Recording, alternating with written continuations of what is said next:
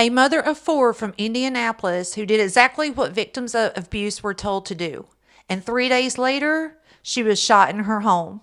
This is a story of Jeri Mae Mains.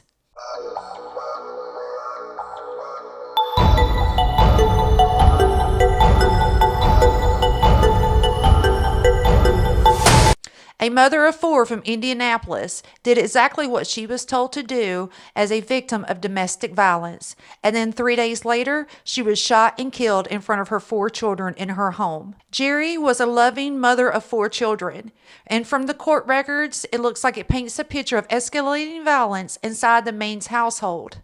According to court documents and media reports, Jeri described years of abuse by her husband, Cecil Mains. She alleged that he punched her in the face during an argument, causing visible bruising and a bloody nose. He punched a computer during a fight, sending a cup of hot chocolate flying at her. He shattered the driver's side window of her truck. He threatened to kill her, their four children, and their pets on multiple occasions. Family members later told police that Cecil had made repeated threats, not just towards her, but towards the children as well. On Christmas Eve, Jeri met Cecil in a courthouse parking lot after telling him she wanted a divorce. According to her protective order petition, she recorded a conversation where Cecil threatened to kill himself in front of her and their children. The next morning, Christmas Day, Jeri filed for a protective order. In that petition, she described being assaulted with kitchen tongs, leaving her with bruises and lacerations, a long history of physical violence, repeated threats to her and her lives of her children. But because the courts were closed for the holiday,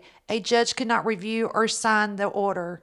That delay would prove fatal. Police were called to the house on Christmas Day for a domestic disturbance. During that interaction, officers instructed Cecil to return a handgun to Jeri, provide the key to the gun safe. This is devastating to the case. Jeri had done everything right.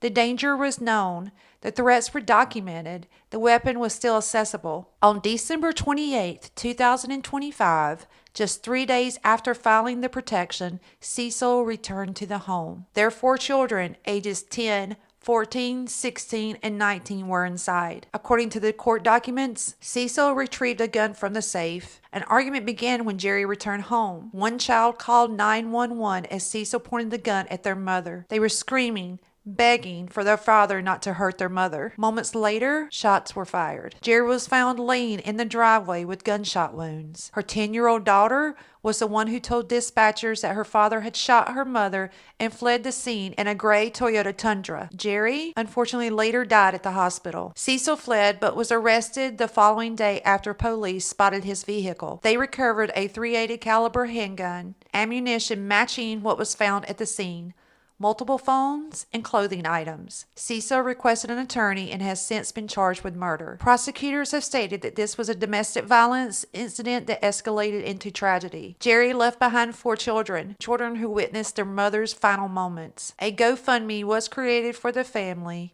and it states these kids have endured more than any child should. All their lives have changed. Friends and family remember Jeri for her infectious smile, her fierce love, and her dedication to her children. If you or someone you know is experiencing domestic violence, help is available. I have placed a link below for the National Domestic Violence Hotline, or you can text START to 88788. Thank you for watching. I'm your host, Lisa. And until next time, stay safe, stay aware, and take care.